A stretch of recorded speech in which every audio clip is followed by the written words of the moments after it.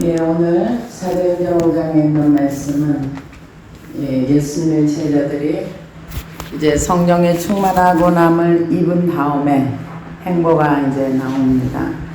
근데 이제 우리가 오늘 말씀 중에서 보면은 이제 복음이 가는 곳에 핍박이 일어나는 것을 볼 수가 있습니다. 그래서 그 기독교의 역사를 피의 역사다 이렇게 말을 합니다. 왜냐하면은 초대교회 때부터 순교자의 피 위에 교회들이 세워지고 교회들이 이제 시작을 한 것을 볼 수가 있습니다. 그래서 18세기에 그 프랑스의 대표적인 무신론 철학자였던 볼테르라는 사람은 사람들에게 늘 말하기를 성경은 사기꾼이 지어낸 책이며 100년이 지나지 않아서 이 성경은 지구상에 한 권도 남지 않을 것이며 기독교는 사라질 것이다. 볼테르라는 무신론 철학자가 이렇게 얘기를 했습니다. 그런데 그가 이 말을 하고 25년이 지난 다음에 그는 이 세상에 존재하지 않게 되었습니다. 그리고 25년이 지난 다음에 그의 창고는 성경을 인쇄해서 넣는 창고가 되었고 그 집은 성경 인쇄소가 되었답니다. 그러니까 무신론을 이제 주장하는 사람들은 성경을 신화라고 이렇게 얘기를 하는 경우도 있습니다. 그래서 그 고난과 그 핍박 속에서 기독교가 사라지기는커녕 오히려 더 이렇게 지금 현재 이 시간까지 복음이 전해져 왔고 앞으로의 더 기독교의 박해가 더 심해질 수도 있습니다. 왜냐하면은 지금 문화와 경제와 모든 세상의 것들이 이제 신은 없다, 존재하지 않는다. 그러면서 정말 주님이 오실 그때가 된다면 사람들이 다 너무 많이 망가져가지고 이제 주님을 믿지 않는 사람들이 기독교 안에서도 더 많아지고 그래서 지금 현재 우리나라 형편을 보더라도 성경을 믿는 사람들은 이제 그 교회를 문 닫게 하는 어떤 성차별법이라든가 여러 가지 우리가 복음을 전할 수 없는 예를 들어서 예수만이 유일한 구원의 길이다 이러면은 다른 종교를 차별한다 그래서 교회를 문을 닫아야 되는 이런 차별법이 지금 발의를 하고 반대를 하는데 교단적으로 차별법을 찬성하는 교단들이 지금 현재 기독교 교단 안에 있습니다. 교단이면 숫자가 많아요. 그래서 기독교는 외부에서 들어와서 하는 것보다 인본주의자들과 종교인들이 기독교를 더 많이 이렇게 앞으로 나아가지 못하게 방해하고 막는 그런 경우가 굉장히 많습니다. 그런데 유택의 루마니아인으로서 루마니아의 공산치하에서 고난을 당했던 이분은 지금도 유튜브에 보면 나옵니다. 리차드 펌브란트라는 목사님이 한 살 때 고아가 된 그는 무신론자로 살아왔는데 어느 상간 마을에 살고 있던 나이 많은 목소가 전해준 성경을 읽다가 예수님께 무릎을 꿇게 되었습니다. 그 후 그는 교회의 지도자로 사역하던 중 나치 군인들에게 체포되어 구타를 당하였고 공산당이 루마니아를 통치하게 되어 지하교회에서 주님을 섬기다가 극심한 박해를 당했습니다. 그런데 1948년도 2월 29일에 그 당국자들에서 납치되어 고문을 당했는데 이분이 지하 감옥에서 한 15년 계셨습니다. 햇빛을 볼 수 없는. 그래서 그분의 이렇게 영상을 보다 보면은 자기는 사람을 제대로 본 기억이 없고 자기의 머릿속에 색깔은 회색과 까만색 두 가지 이상은 기억나지 않는다. 색깔을 다 잊어버렸다. 지하의 깊은 감옥에서 한 그렇게 긴 시간을 있었는데요. 얼마나 그 고문을 많이 당했는지 척추와 뼈들이 부러졌고 12군데나 칼에 맞았고 18군데 화상을 당하여 그래서 이렇게 몸을 보여주는데 군데군데 화상 자국, 칼 자국이 이렇게 몸에 있더라고요. 그런데 그러고 나서 감옥에서 나온 일주일 만에 복음을 다시 전하다가 또 다시 투옥되어서 아내와 아들이 함께 잡혀가서 이제 그 아이가 길거리에서 이제 아들이 미하이라는 아들이 있었는데요. 유랑자가 되어서 성도들이 너무 이제 불쌍하니까 목사님 아들이 길거리에 밥도 못 얻으면 완전히 그지처럼 돌아다니니까 그 아이를 몰래 이제 도와주고 음식을 먹였던 성도들은 공산당들이 데려다가 얼마나 때렸는지 불구자가 되었고 거꾸로 매달려 채찍에 맞는 것은 보통이고 속옷을 입고 냉동실에 끌려갔다가 거기서 죽기 직전에 꺼내가지고 뜨거운 방에 넣었다가 이거를 반복하면서 이제 그런 형태로 고문을 많이 했었습니다. 그때. 그래서 지금 뭐 우리나라에도 공산당이 좋아요. 지금은 사회주의, 전체주의 좋아요. 하지만 진짜로 전체주의 나라에서 종교는 없습니다. 여러분, 중공에 종교 없습니다. 다 탄압돼서 다 없어졌습니다. 이북에 종교 없습니다. 우리나라의 기독교에 있는 수많은 사람들이 사회주의 좋아요, 좋아요 하는데 사회주의 되면 기독교는 완전히 사라집니다. 없어집니다. 저와 여러분들이 이렇게 찬양하고 예배하고 이거 불가능합니다. 그런데 그걸 모르는 거죠. 그것만 없어지는 건 아니죠. 자본 어떤 시장 체계도 없어지는 게 굉장히 많죠. 그런데 1965년도에 글을 돕던 친구들에 의해서 미국으로 망명하게 되었고 순교자의 소리 선교회를 설립하여 지금은 일을 하는지는 모르겠는데요. 리차드 범브란트의 목사님이 그 생명의 복음을 전하다가 말할 수 없는 고난을 정말 많이 당했었습니다. 그래서 지금 현재도 이슬람권에서는 순교자들이 나오고 그리고 이슬람에 이제 종파 간의 박해가 일어나면 제일 먼저 핍박을 받는 게 기독교인들입니다. 그래서 이 복음이 가는 곳에서는 생명의 역사가 일어나기도 하지만 예수를 믿는다는 건 어쩌면 내 생명, 육신의 생명과 목숨을 바꿔야만 하는 그럴 때 주를 믿을 것인가 아니면 내 목숨을 살기 위해서 나의 목숨을 선택할 것인가 우리 앞에 이런 날이 오지 않기를 저는 원합니다. 왜냐하면 그런 날이 온다면 우리의 삶이 정말 많이 무너지거든요. 그래서 오늘 17절을 보니까 대제사장과 그와 함께 있는 사람 즉 사두개인의 당파가 다 마음에 시기가 가득하여 일어나서 이 예수님도 돌아가신 이유가 뭐냐면 시기가 가득해서 이 시기가 얼마나 무서운가 사람을 죽일 만큼 아주 독하고 나쁜 것입니다. 그래서 영적으로 어린 사람들이 시기와 교만과 분쟁이 가득하면 영적인 어린아이라고 했어요.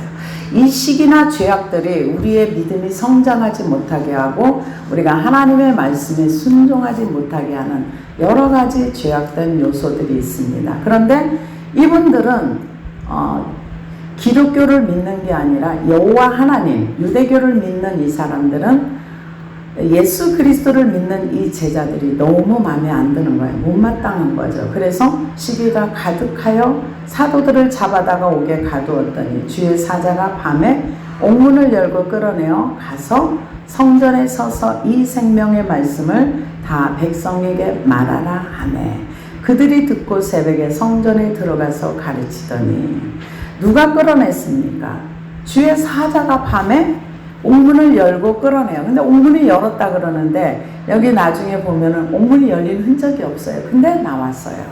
그런데 지금 성경에 기록된 이 말씀은 생명의 말씀이라는 거죠. 생명의 말씀이 뭐냐?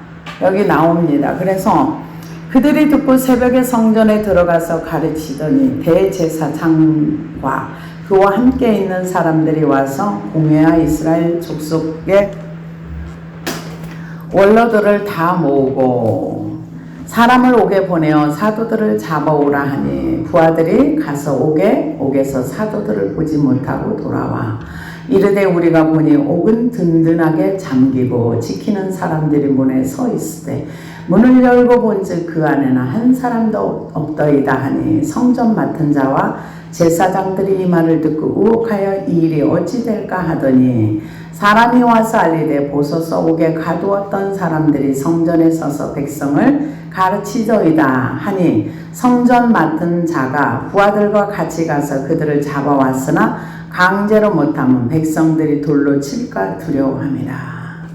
그들을 끌어내어 공회 앞에 세우니 대제사장들이 보러 이르되 우리가 이 이름으로 사람을 가르치지 말라고 언급하였을 때 너희가 너희 가르침을 예루살렘에 가득하게 하니 이 사람의 피를 우리에게 돌리고자 함이로다. 이 사람의 피가 누굽니까? 예수 그리스도입니다.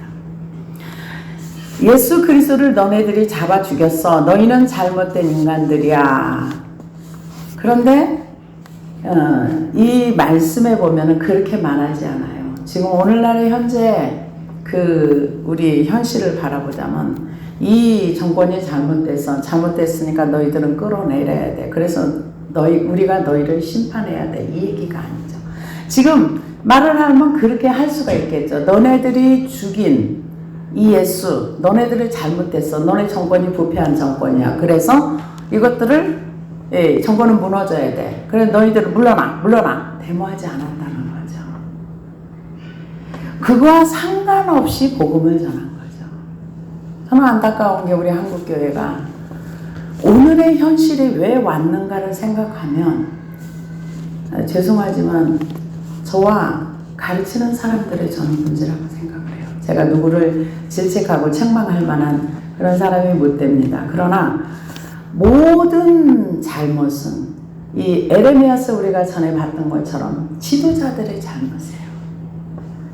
그 가르치는 사람들이 선지자와 제사장과 그 당국자들 이런 사람 위에 있는 사람들이 자기의 역할을 제대로 감당하지 못했기 때문에 지금 여기에서 뭐라 그래? 이르되 우리가 이 이름으로 사람을 가르치지 말라고 언급하였으나 너희가 너희 가르침을 예루살렘에 가득하게 하니 이 사람의 피를 우리에게로 돌리고자 함이라.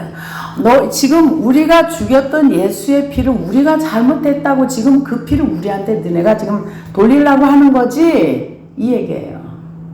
근데 그 얘기 했죠, 지난번에.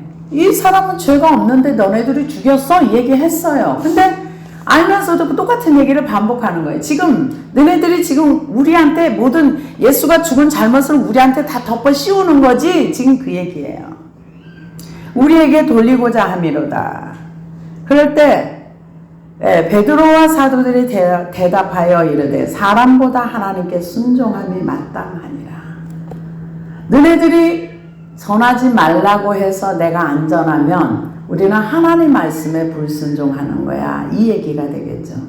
그러나 너네들이 전하지 말라 그래도 나는 생명의 말씀을 전하라는 하나님의 음성을 들었기 때문에 그러니까 내가 누구의 말에 순종할 것인가를 지금 그 얘기를 하는 거죠.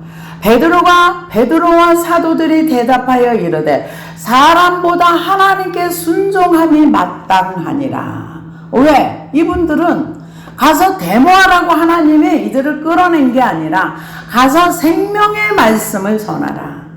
이 생명의 말씀을 누구에게 전하라? 백성에게 전하라. 전하라는 거죠. 전하라고 끄집어낸 거지 가서 으쌰으쌰 해가지고 누구를 심판하고 하라는 게 아니라 우리는 세상이 변해도 무엇이 변해도 예수 없는 사람들은 생명이 없는 것입니다. 그래서 많은 사람들이 이렇게 생각해요. 돈 많은 부자들은 뭐가 부족해? 그 사람들은 예수 없어도 잘 먹고 잘 사는데 정말로 지극히 사람 생각입니다. 모든 사람에게 모든 민족에게는 다 예수님이 필요한 것입니다. 예수님의 생명으로만 구원을 얻을 수 있기 때문에 모든 사람들 아무리 지식이 많아도 아무리 돈이 많아도 아무리 재벌이라 할지라도 모든 사람은 예수 그리스도의 이름 외에는 구원받을 수가 없습니다. 사람의 생각은 하나님의 말씀과 원수되는 것입니다. 그래서 베드로가 얘기합니다. 하나님께 순종하는 것이 마땅하니라. 너희가 나무에 달아 죽인 예수를 우리 조상의 하나님이 살리시고 이스라엘에게 회개함과 제사함을 주시려고 그를 오른손으로 높이사 임금과 구주로 삼으셨느니라. 누가 구원받은 자입니까? 내가 죄인임을 깨닫고 그리스도의 십자가 밑에 예수 그리스도를 왕으로 모시는 자가 구원받은 자입니다. 구주가 되는 것, 임금과 구주가 되는 것. 그런데 우리가 구원의 시작을 해보십시오. 예수가 절대로 예수님이 왕이 되지 않습니다. 내가 왕의 자리에 있습니다. 이스라엘 백성들이 광야를 지나가는 그 기간 동안에 하나님을 하나님으로 예우한 적이 없어요. 그 기간 동안에는 계속 원망을 했지, 정말 하나님은 능력 있는 하나님이시다. 하나님은 나의 생명을 책임져 주시고 나를 이 기업을 줄 수 있는 하나님이라는 걸 믿어준 적이 없어요. 우리가 예수 그리스도를 믿는다 그래서 금방 그분이 우리의 왕이 되고 임금이 되지 않습니다. 우리의 삶의 여정을 통해서 그분이 우리의 죄를 위해서 죽으셨다는 것, 죄 사함을 주시려고 그 하나님 아버지께서 그분을 이 땅에 보내주셔서 우리가 그분이 우리를 위해서 죽으셨다는 걸 믿음으로 구원이 시작이 되는 것입니다. 그런데 사람들은 구원의 시작을 완성으로 생각합니다. 두렵고 떨림으로 너희 구원을 이루라, 이렇게 말씀하셨어요. 누가 구원받은 자입니까? 누가 하늘의 백성입니까? 회개하고 죄사함을 받아야 돼요. 죄가 뭔지를 모르면 어떻게 죄사함을 받습니까? 죄를 알아야 죄사함을 받죠. 나와 하나님이 대적하는 관계라는 걸 알 때에 나를 내려놓을 수 있습니다. 죄도 모르고 나도 모르는데 어떻게 예수 그리스도를 임금과 구주로 섬깁니까? 우리의 인생이 하루하루가 왜 소중한가? 나의 주, 나의 하나님, 나의 왕을, 그분을 나의 주로 모시고 내가 그 자리 밑에, 그 예수님 발 밑에 엎드려져서 낮아지는 이것이 우리가 임금과 구주를 높이는 우리의 삶입니다. 이거는 그냥 이론과 지식이 아니라 실제적인 삶이 돼야 되는 거죠. 그런데 이 제자들은 이게 됐던 거예요. 어떻게 됐습니까? 자기 존재가 얼마나 하나님을 섬길 수 없고 하나님을 사랑할 수 없는 존재라는 것. 이 부활하신 주님을 보고도 우리 물고기 잡으러 가자. 얼마나 우리가 하나님과 이 제자들이 예수님과 함께 긴 시간을 보내고 같이 먹고 자고 이렇게 했고 부활하신 주님을 봤음에도 불구하고 우리의 인생의 본성은 항상 원위치로 돌아간다. 주님을 사랑할 수 없는 존재라. 정말 회개해보면 하나님을 왕으로 모시는 것이 얼마나 일생일대의 과업인가, 얼마나 우리가 꼭 해야 할 일인가를 깨닫게 됩니다. 그러고 나서 성령에 충만했을 때, 그럴 때 하나님을 왕으로 모실 수 있었어요. 전에도 말씀을 드렸지만 복음을 전하는데 안 받아들여요. 정말 화나요. 실제로 열심히 그 영혼을 놓고 기도해주고 이렇게 해서 생명기를 갑시다. 어제도 오늘도 그런 얘기를 했어요. 정말 하나님을 왕으로 임금과 주로 모시는 게 이렇게 어려워? 제가 그런 얘기를 했어요. 그분에게 하나님의 영이 없는가? 목사인데 그분에게는 회개가 안 되는가? 왜 회개가 안 될까? 그분은 하나님 믿는 것 같은데 왜 안 믿는 건가? 왜 안 될까? 굉장히 고민을 참 많이 합니다. 우리의 가장 큰 목적이 뭐냐? 이거예요. 우리가 죄사함을 받고 회개하고 그를 임금과 구주로 모시고 그분을 왕으로 모시고 사는 삶이에요. 이게 되지 않습니다. 내가 주인의 자리에 있는 사람들은요, 주님이 나의 시다거리가 돼야 돼요. 주님은 나를 따라오면서 내 일을 수종 들어줘야 그분이 좋은 하나님입니다. 내가 원하는 시간에 나에게 원하는 걸 주지 않을 때 그 하나님은 나쁜 하나님입니다. 내가 하나님보다 훨씬 더 높은 자리에 있기 때문에 그렇습니다. 그러고는 내 뜻대로 안 되면 모든 것을 포기해버립니다. 누구 얘기가 아니라 제 얘기입니다. 영혼들을 놓고 그렇게 열심히 기도하고 뭔가를 하는데 안 돼요. 안 되면은 그냥 아무리 해도 안 되나 보다. 옛날에는 제가 그런 말을 했었어요. 야, 다른 사람은 되는데 남편은 안 돼. 제가 그런 얘기를 했어요. 다른 사람은 되는데 자녀는 안 돼. 그 얘기했다가 하나님 앞에 얼마나 회개를 했는지. 하나님은 영혼을 포기하는 걸 가장 싫어하시더라고요. 그런데 아무리 노력해도 안 되니까 그냥 포기가 되어지더라고요. 그게 힘의 한계인데 힘의 한계를 넘어서 이 내 힘이 주님과 함께 십자가에 죽고 그리고 그분을 믿는 믿음으로 해야 되는데 힘과 노력과 모든 걸 동원해도 안 되니까 그냥 모든 것을 포기하더라고요. 근데 하나님은 우리가 포기하는 걸 원하지 않습니다. 어떤 문제를 가지고도 내 힘이 완전히 빠지고 나와 그리스도와 함께 죽고 난 이후에 믿음이 오지 그 전에는 믿음이 절대로 안 오더라고요. 그래서 여기에서는 이분들은 이게 됐던 거예요. 제자들과 베드로는 임금과 주로 모시는 것이 됐어요. 왜? 나중에 여기 말씀해 보면 그게 이루어졌다는 것을 얘기해줘요. 왜? 성령에 충만하니까 성령님에 의해서 이제 자기를 위해 사는 자가 아니라 주를 위해 살 수 있는 사람이 되어진 겁니다.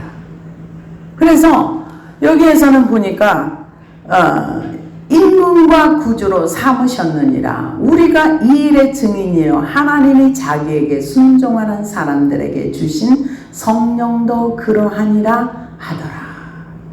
이게 이 말씀에 순종하려면 믿음의 결단이 있어야 되는데요. 믿음의 결단이 오지 않으면 우리는 이성과 논리의 결단을 하게 됩니다. 그게 누구냐? 그게 제가 옛날에 그러고 살았어요. 내 생각에는 안 될 것 같다고 생각하면 그래 이건 안 되는 일이야. 해봤자 소용없어. 그리고 딱 포기를 해요. 그 하나님 그렇게 싫어하는지 몰랐어요. 그런데 믿음의 결단을 하면 하나님이 그 믿음의 결단에 의해서 움직여주고 하나님이 행하시는 일이 있는데 불신앙의 결단을 하고 나면 절대로 하나님은 일하지 않습니다. 그런데 이 제자들은 이게 됐던 거예요. 왜? 자기가 발견되어지고 자기는 주님을 사랑할 수 없는 사람이라는 거. 디베랴 바닷가에서 예수님을 만나고 예수님이 성령의 충만함을 받으라. 그러기 위해서는 너희들이 기도하라. 이 성령님의 임재 속에서 이게 가능했던 것입니다. 그래서 이제는 말씀 앞에 성령님께 순종할 수 있는 사람이 되어진 거예요. 육으로는 성령에 순종이 안 됩니다. 그러나 이 제자들은 이게 됐습니다. 어떻게? 성령에 충만했기 때문에. 그래서 그들이 듣고 크게 노하여 사도들을 없이 하고자 할세. 근데 말씀을 듣는데 두 가지 부류의 유형이 나옵니다. 하나는 화가 나고 분노가 일어납니다.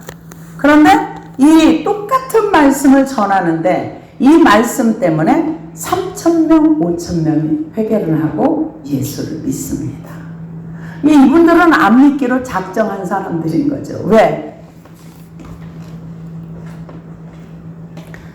예수님을 죽인 사람들이기 때문에 예수가 잘못됐다는 생각을 한 거죠. 그게 절대 생명의 구주라는 생각을 할 수가 없는 것입니다. 그래서 그들이 듣고 크게 노하여 사도들을 없이 하고자 할세.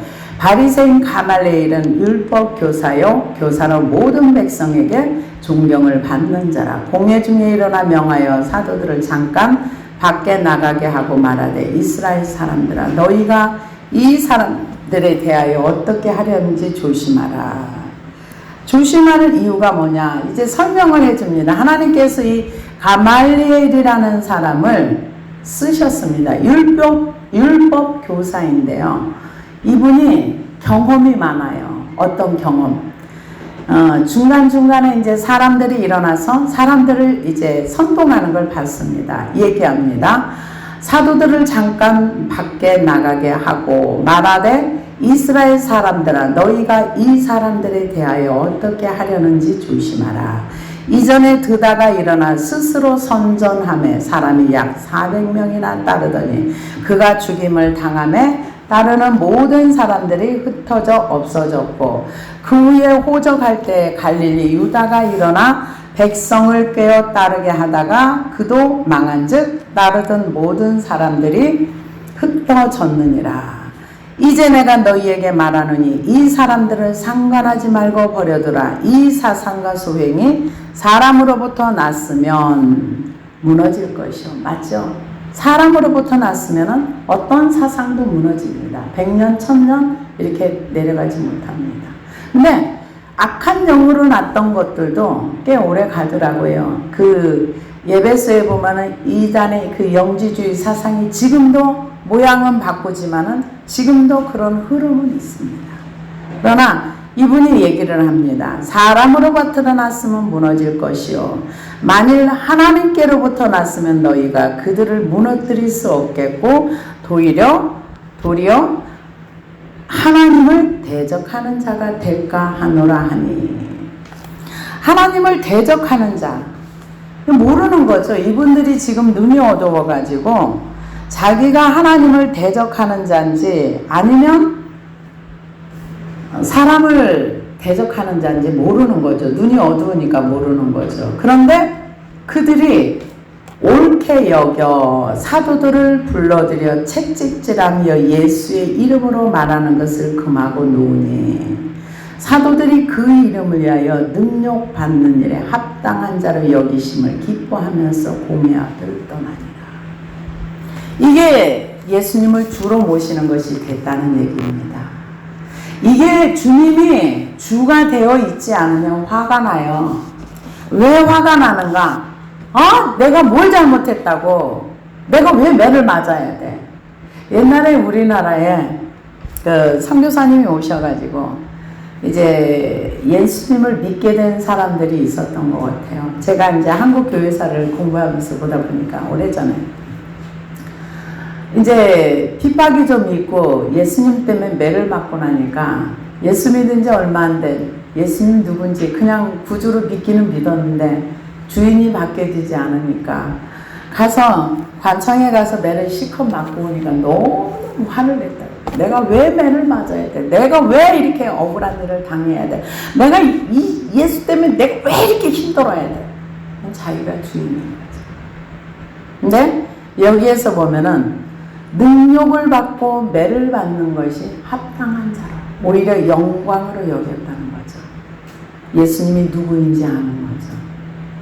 근데 오늘 현실의 수많은 사람들은 예수님이 누군지 잘 모릅니다. 그래서 예수님이나 하나님에 대해서 알라딘의 램프나 진처럼 생각을 합니다. 그래서 내가 원할 때 뭔가 원하는 것을 해줘야 좋은 하나님인 거죠.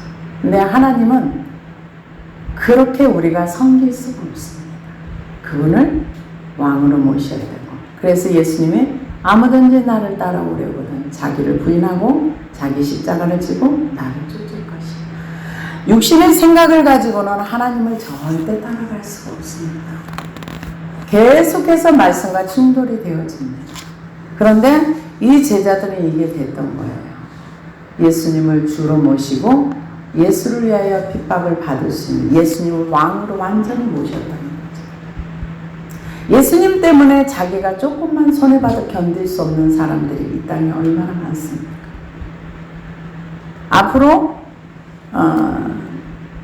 저는 기대를 해봅니다. 하나님께서 우리에게 복음 전하고 한 번은 좋은 기회를 주실 것이라는 저만의 믿음이 있습니다. 그런데 저의 믿음, 제가 생각하는 대로 되어질지, 소망하는 대로 되어질지, 아니면 이대로 그냥 가속도가 붙어서 그냥 바로 칩을 받는 시대로 들어갈지, 그거는 잘 모르겠습니다. 그러나 저는 소망합니다. 복음 전할 수 있는 기회를 좀 더 주셔서 일할 수 있으면 얼마나 좋을까, 이렇게 소망을 하는데, 그러나 지금 전 세계적으로 보면은 제가 지금까지 경험하지 못한 나라들을 많이 봅니다. 북쪽의 핀란드라든가 러시아라든가 스웨덴, 스위스, 네덜란드 이쪽에 우박들이 떨어지기 시작하는데, 우리나라도 얼마 전에 우박이 조금 왔다고 하더라고요. 그런데 우박이 어느 정도는 계란보다 큰 우박들이 떨어진 데도 있더라고요. 계란보다 더 큰. 그래서 계란하고 우박하고 이렇게 같이 놨는데 우박이 더 크더라고요. 같이 놓고 이 두부에 올려놓은 걸 보니까. 그리고 그 우박이 너무 심하게 막 우박 강물을 이루어가면서, 이게 전 세계적인 재난의 시작이라 그랬는데 정말로 재난의 시작인 것 같습니다. 이 시간이 얼마나 갈지, 아니면은 우리에게 진짜 한번 그 성령의 강한 바람이 불어서 마지막 추수를 할 수 있을 때 우리가 쓰임받을 수 있을지 저는 잘 모르겠습니다. 그러나 지금 현재 이런 상태로 가면은 굉장히 과속이 붙어서 달려가는 것 같은 그런 느낌이 있습니다. 그러나 이것을 잠시 멈추어서 하나님의 어떤 그런 것을 기대를 해봅니다. 그런데 여기에서는 지금 우리가 이 자리까지 가야 되는 겁니다. 제자들이 섰던 이 자리, 사도들이 그 이름을 위하여 능력받는 일에 합당한 자로 여기심을 기뻐하면서 공의 앞을 떠납니다. 예수를 위하여서, 예수 그리스도를 위하여서 내 생명을 드려도 아깝지 않고, 예수님을 위하여서 내 생명의 모든 것, 삶을 다 드려도 아깝지 않고, 목숨이 10개 있다면 10개를 드릴 수 있는 그분을 사랑하는 그 자리까지 우리가 가야 됩니다. 그러나 내가 내 인생의 주인 되어 있고 나의 교만이 꺾이지 않냐고, 나의 이 땅의 욕심이 꺾어지지 않으면 그것은 우리에게는 불가능한 일입니다. 가능하지 않습니다. 나라는 존재가 얼마나 하나님을 대적하는지, 얼마나 하나님의 말씀에 순종할 수 없는 존재라는 것은 회개 속에 깊이 들어가 보지 않으면 알 수가 없습니다. 그래서 저희는 저와 여기 있는 저와 여러분들이, 이 제자들이 서 있는 이 자리까지 가기를 원합니다. 그 이름을 위하여 능력받는 일에 합당한 자로 여기심을 기뻐할 수 있는 자리, 예수를 위하여서 내 목숨을 내놓고 주님이 원하신다면 그 이상의 것도, 세상에서는 가장 귀한 게 사람의 생명입니다. 그것을 내놓을 수 있는 그 자리까지 우리의 믿음이 성장하기를 원합니다. 그래서 로마서 14장 8절에서 9절까지 보면은, 우리가 살아도 주를 위하여 살고 죽어도 주를 위하여 죽나니 그러므로 사나 죽으나 우리가 주의 것이로다. 이를 위하여 그리스도께서 죽었다가 다시 살아나셨으니 곧 죽은 자와 산 자의 주가 되려 하려 하십니다. 하나님의 절대 주권을 인정하고, 그리고 우리가 그분의 종의 자리, 그분을 왕으로 모시고 그분을 주로 모시는 자리까지, 우리는 십자가 앞에 그리스도 한까지 내가 죽지 않냐면 절대로 그분을 왕으로 섬길 수가 없습니다.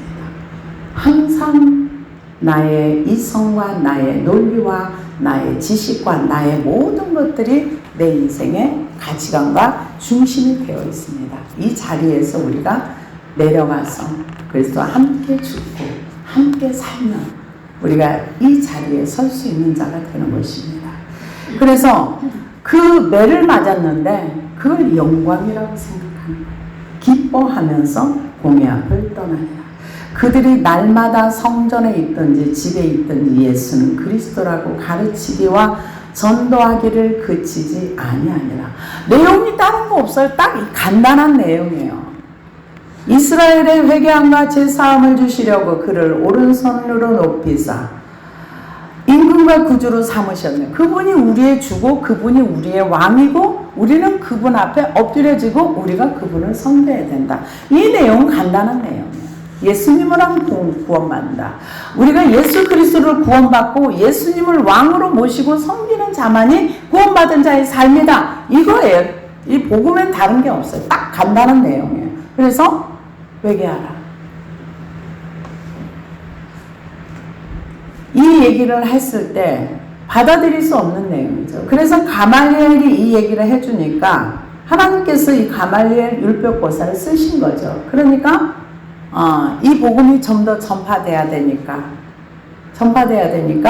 그냥 풀어주고 이제 복음은 계속 전하고 그러면서 이 복음이 이제 하나님의 시간대 로마가 모든 길을 다 닦아놨을 때 로마를 통해서 언어가 하나 됐을 때 그 언어를 통해 성경을 번역하고 하나님의 시간이 하나님의 계획이 나중에 이제 주님 오실 때가 되면은 이제 정말로 말세에 믿는 자를 보겠느냐 했던 것처럼 기독교 안에서 하나님을 믿지 않는 사람들을 여러분들이 주변에서 많이 볼 것입니다. 성경은 가지고 있지만 하나님을 전혀 안 믿는 사람들 주변에서 많이 보실 것입니다. 그래서 이분들이 전했던 거는 딱 이거예요. 그런데 우리는 말로 전하는 것이 아니라 삶으로 보여줘야 돼요.